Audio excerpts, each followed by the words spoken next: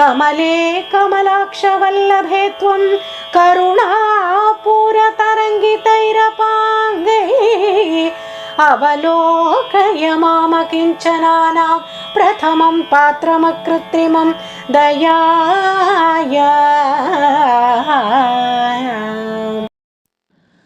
ஸ்ருதி ஸ்மிருதி புராணானாம் ஆலயம் கருணாலயம் நமாமி பகவத் பாதசங்கரம் லோகசங்கரம். அனைத்து ஆன்மீக நண்பர்களுக்கும் சுஜாவின் அன்பு கலந்த வணக்கம். ஆச்சாரியர் ஆதிசங்கரர் அருளிச் செய்த கனகதாரா ஸ்தோத்திரத்தின் 20வது ஸ்லோகத்தை இன்று நாம் சிந்தனை செய்ய இருக்கின்றோம். கமலே கமலாக்ஷவல்லபே த்வம் கருணாபூரதரங்கிதைரபாங்கைஹி அவலோகய மாம் அகிஞ்சனானாம் பிரதமம் பாத்திரம் அகிருத்ரிமம் தயாயாக. தாமரை போன்ற கண்களை உடைய மகாவிஷ்ணுவின் பட்ட மகிழ்ச்சியான கமலையே என்று தாயாரை அழைக்கிறார் ஆச்சாரியர். புண்டரி என்றால் வெண்தாமரை, புண்டரீகாக்ஷன் என்றால் வெண்தாமரையை ஒத்த கண்களை உடையவன்.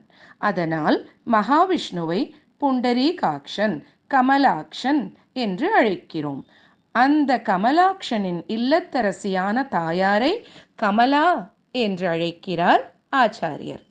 ஹே கமலே, நீ உன்னுடைய கருணை நிறைந்த பார்வையால் என்னை அனுக்கிரகிக்க வேண்டும்.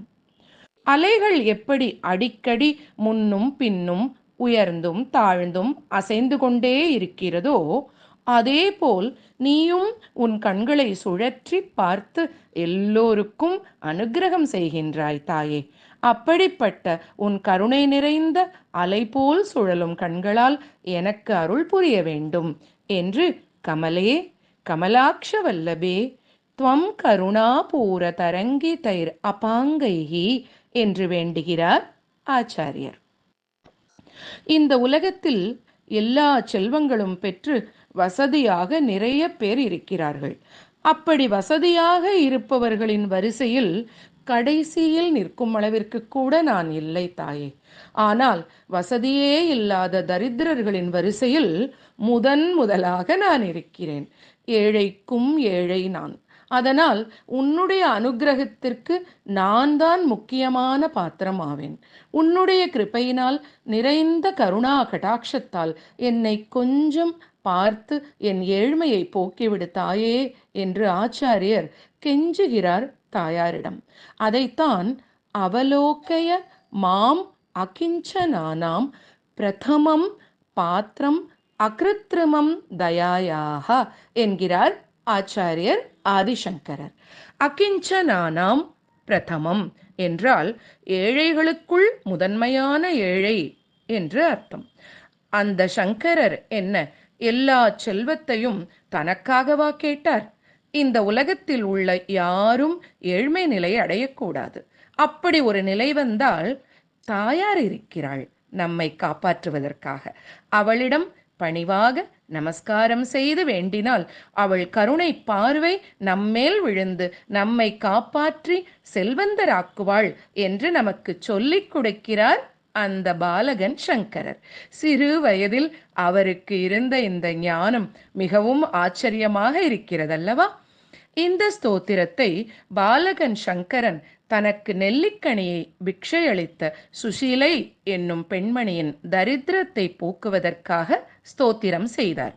இந்த 20வது ஸ்லோகத்தை சொல்லி முடிக்கும் பொழுது தங்க நெல்லிக்கனிகளாக அந்த வீட்டின் மேல் தாயார் வர்ஷித்து விட்டாள்.